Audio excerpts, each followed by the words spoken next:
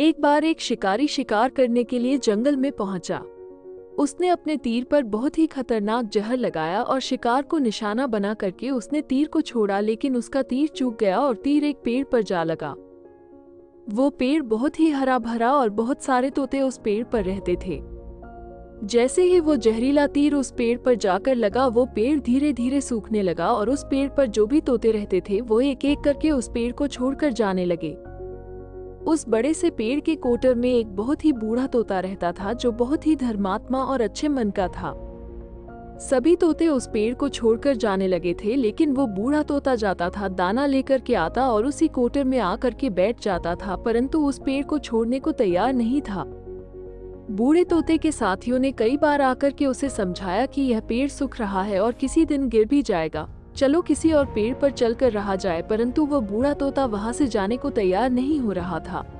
अब ये बात देवराज इंद्र तक पहुंची। उन्हें बताया गया कि एक तोता है, वो जिस पेड़ पर रहता है उस पेड़ पर एक जहरीला तीर लगने के कारण सूखने, गिरने और खत्म होने के कगार पर आ पहुंचा है, और एक बूढ़ा तोता अभी भी वहीं पर रह रहा है। वो दाना लेकर आता है और वहीं पर रहता है, जबकि उस जंगल में बहुत सारे पेड़ है, लेकिन वो उसी पेड़ पर रह रहा है।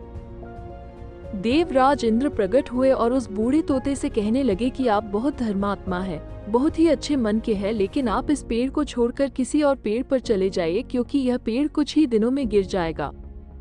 तालाब के पास में बहुत से बड़े बड़े हरे भरे पेड़ हैं, बड़े बड़े कोटर हैं, उन पेड़ों पर फल भी लगे हुए हैं, उन्हें वहीं पर तोड़कर खा सकते हैं, परंतु यहाँ से आप चले जाए। तोता बोला, माफ कीजिएगा, इस पेड़ ने मुझे जीवन दिया है, शिकारियों से मेरी रक्षा की है, हर मौसम में मेरे साथ रहा है, ये कोटर मेरा घर है, यहाँ मैं पला बड़ा हूँ, इस पेड़ को मैं छोड़कर कैसे जा सकता हूँ? इस पर संकट आया है तो क्या मैं इसे छोड़कर चला जाऊं? मैं ऐसा कभी नहीं कर सकता।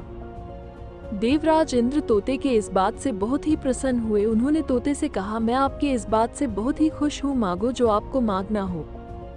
उस बूढ़े तोते ने कहा, मुझे बस इतना मांगना है कि जिस पेड़ ने मुझे जन्म दिया, जहाँ मैं रहा पला बड़ा, जिसे आप मेरा जन्मभूमि कह सकते हो, आप इसे फिर से वैसा ही हरा भरा कर दो जैसा ये था।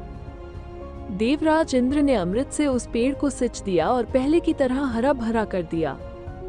अब वापस से उस पेड़ पर आकर के बाकी तोते रहने लगे। वो बूढ़ा तोता कुछ समय तक और जिंदा रहा, फिर उसकी मृत्यु हो गई और वो स्वर्ग में चला गया। ये कहानी हमें सिखाती ये है कि जब भी किसी इंसान का बुरा दौर आता है तो इमोशनली वो टूटा हुआ होता है, उसे किसी के सहारे की जरूरत होती है, किसी की आवश्यकता होती है। अगर आप ऐसे समय में उसे छोड़कर चले जाएंगे, उससे बात नहीं करेंगे, मुंह मोड़ लेंगे, तो आपसे बुरा कोई नहीं है, क्योंकि आप किसी के सुख का साथी बने या ना बने, लेकिन आपको हमेशा किसी के दुख का साथी जरूर बनना चाहिए। दोस्तों, अगर वीडियो अच्छी लगी हो तो वीडियो को लाइक करके चैनल को सब्सक्राइब कर लेना है। धन्यवाद।